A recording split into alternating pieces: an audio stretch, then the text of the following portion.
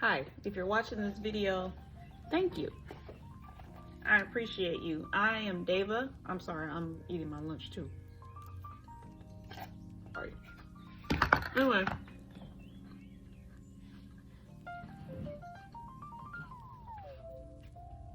I'm gonna give you guys a couple things that I've learned. I'm sorry.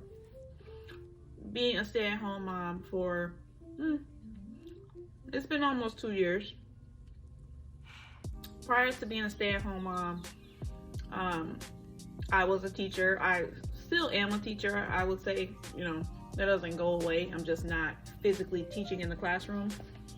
So as a stay-at-home mom, I have definitely learned a lot. Like, I've come a long way from where I started, because trust me, it was not an easy change for me becoming a stay-at-home mom. And obviously, we all need change. Change is inevitable. But this was one thing that I definitely had a hard time adjusting to. I've always been a hard worker. I've always worked out of the house. Before I had my youngest two, I was working like 2 to 3 jobs at a time. So I never really had a lot of downtime or home time to, just be still, if that makes sense. One thing I did struggle with was getting myself ready for the day. That was the biggest thing. It was like, well, since I'm home, why should I get ready? I'm just gonna keep on pajamas or throw on these sweats, go about my business, brush my teeth, just get through the day, right?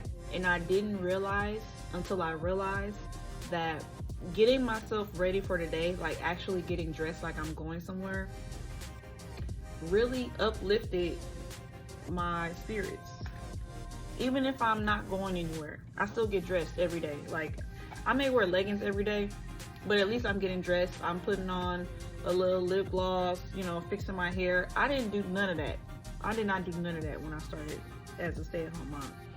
And that really kind of put me in a downward spiral, so to speak. So I made a change. I made a change to actually start fixing myself up like I'm gonna be out in public. Why is it that we, especially as women, we choose to make sure we look presentable and good when we go out of the house, but we don't do that for ourselves when we're in the house? Those little changes can uplift your mood as a stay-at-home mom, or just if you work from home. Get dressed. Simple as that. Just get dressed. Watch your mood change and switch. Another thing I've learned is I learned a lot of things. I should have wrote these things down before I started just recording. Having a plan. Have a plan of action every day. Even if you don't write it down, mentally have it in your head or something, but you need to know what you're doing when you get out of the bed. So you get out of the bed. Another thing I would say is making sure that you're up at least an hour, hour and a half, or 2 hours before the kids, because then you're able to get yourself ready, have your breakfast, have a little reading time, have a little workout, whatever it is that you want to do for yourself, do it. Then go about getting the kids up and getting ready for the next portions of the day, because it's something about having that little time in the morning to yourself that really sets the tone for the rest of the day. Like, you have to have that time for yourself. Don't get up when the kids get up, because when you get up, or if you get up when the kids get up, you ain't got no time for yourself no more. It's just all your energy is towards the kids, because that's something that I used to do. Like, I would just get up when the kids were getting up, which it did not work. Like, it didn't work. So I had to adjust, and I had to learn. I had to do some changes. I had to sit and think about and reflect on how I can not just do better for the kids, but for me, because if I'm not right, then the kids ain't gonna be right. You know, it's simple as that. So that's something else that I definitely learned. So getting dressed, having that time for yourself in the morning, having a plan of action. Like say that Wednesday you want to take the kids to the library. Okay, set a time that you take the kids to the library, and then also make sure that you know your plan of action before the library and then after the library. How are you going to spend your time throughout your day? Are you going to meal prep? Are you going to do an activity with the kids when they're down for nap, if your kids take naps? How are you going to spend that time? Are you going to sit and watch TV? Are you going to scroll through your phone? Are you going to do a load of laundry? Like, have a plan. Have a plan. Just a few things. That is a few things. Honestly, I'm still learning a lot as a stay-at-home mom. Every day is a different day. Every day is different than the day before. No 2 days are the same, especially when you got toddlers, when you got kids, just in general. Each day is different because we all are growing and we all are different every single day.